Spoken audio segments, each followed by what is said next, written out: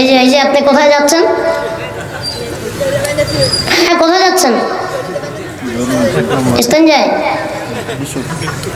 আমি এখন কিছু কথা মানে কিছু কথা চলে আসছে, বলবো।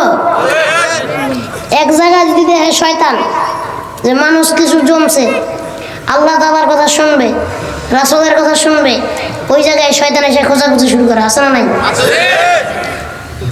আমগো এলাকার এই সমস্ত এলাকার বানিয়ালার এলাকার মুরব্বীদের দেখবেন চার দোকানে যায় বইব, ঠিক কিনা? চা এক কাপ লইব, খাইবো আর বয়ে বয়ে টিভি দেখবো, আছে না নাই? কইবা আমরা এত কিছু বুঝি না, বাংলা ছবি লাগা, ঠিক কিনা? কইব ডিপ জল আর মান্নার মারামারি দে। হ্যাঁ, ওই জায়গায় যে 6 ঘন্টা বয়ে থাকে, কসম খোদার তাদের মনে থাকে না টাইম কোন দিক দিয়ে যাইতেছে। বয়ে বয়ে টিভি দেখবো, একটু গল্প করবো, চাপা মারবো, কাজা রোজা আছে আর কি, ঠিক কিনা?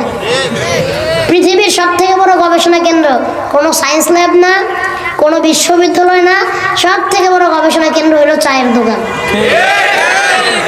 সেইখানে গেলে আপনি যে কত ধরনের লোক পাইবেন এটি গুইনা গুলাইতে পারবেন না। সেইখানে গেলে উকিল পাইবেন, ঘটক পাইবেন, জজ পাইবেন, ব্যারিস্টার পাইবেন, পুলিশ পাইবেন, ভালো মানুষ পাইবেন, খারাপ মানুষ পাইবেন, সব আছে চার দোকানে। মুরব্বীর এক কাপ চাও খাবে, আবার মাঝে মাঝে একটা করে বিড়িও ধরায়।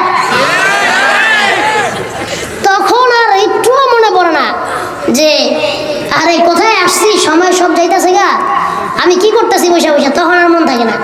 আর ওয়াজ মাহফিলে আসলেই শয়তানে খালি গুতায়, কয় খালাতো ভাই কি ওয়াজ শুনবা,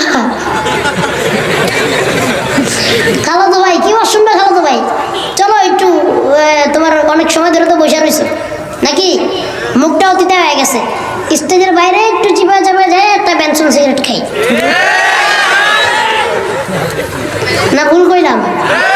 আমি এই কথাগুলো বলতাম না, হঠাৎ করে মনে পড়লো যে ওয়াজ শুরু করলাম, এর ভিতরে দেখলাম একজন উঠে গেছে ঠাস করে, তখনই আমার মনে পড়ে গেছে এই ধোকা আপনাকে আমাকে দেয় কে? আরো জোরে কোন? শয়তানের নাম দিছি আমি খালাতো ভাই। কি ভাই? খালাতো ভাই। এবার শয়তান দেখেন মানুষটা কেমনে ধোকা দেয়। বিশ্বাস করেন সারা বাংলাদেশে, সারা দুনিয়ায় সব জায়গা ঘুরে আসছেন, হাইটে আসছেন, ঘুরে আসছেন, সারাদিন গল্প গুজব করছেন, চায়ের দোকানে আড্ডা মারছেন, একটা কথাও মনে উঠে নাই আমার আম্মাজিরা বিকাল থেকে শুরু কইরা রাত্রের 12টা পর্যন্ত টিভির সামনে বইসা বইসা ওই পাশের দেশের ইন্ডিয়ার সিরিয়ালগুলো দেখে তাদেরও একটুও মনে চায় না, আর কোনো কোথাও মনে পড়ে না, ঠিক কিনা? ভাত যে চুলায় বসায় আসছে এত খবরই নাই, ভাত তো পুরা ছাই হয়ে গেছে। দুধ গরম করে রাখছে, দুধ খেয়ে লাইছে বিলাইতে, মাছ ভাইয়া ধুইছে, মাছ খেয়ে ফেলছে, বিড়ালে কুকুরে খেয়ে ফেলছে, তরকারি গরম করতে দিছে, তরকারি পুইরা ছাই হয়ে গেছে, খবর নাই। এবার আসেন খবরটা লাগে কোন জায়গায় গেলে?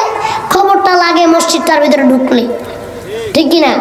নামাজটার ভিতরে দাঁড়াইলে ওয়াল্লাহি দুনিয়ার সব কথা মনে করে যায়। যে ব্যবসা করে সে খারাপ খারাপ চিন্তা করে, আজকে যে দোকানটা খুলে থইলা চোরে নি সব লয়ে জায়গা, হ্যাঁ, আবার হিসাব করে আরে আজকে কত লস হইলো, লাভ হইলো, কয় টাকা বাকি দিলাম, নামাজে খারাপ খারাপ হিসাব করতেছে, আসে না নাই? সত্যি কথা বলেন, যুবকদেরকে বলছি, নামাজে দাঁড়াইলে মানে এত খারাপ চিন্তা, জঘন্য চিন্তা মাথায় আসে, এটা বলার বাহিরে। এমন একটা লোক বলতে পারবে না যে হুজুর আমি নামাজে খাইলে আমার মাথায় চিন্তা আসে না। এই চার দোকানে বইলে এই চিন্তাটা যাই করে, আর ওয়াজে বসলে এই চিন্তাটা আসে কই থেকে? এই চিন্তা আর কোনো জায়গা থেকে আসে না। ওই যে ওয়াজে আইসা পড়েন, উজু করেন না, পাক পবিত্র না, এবার পড়েন, শয়তানরা ঢুকে পড়ে আপনার লগে। আল্লাহ তাআলা শয়তান থেকে বাঁচার তৌফিক দান করুক।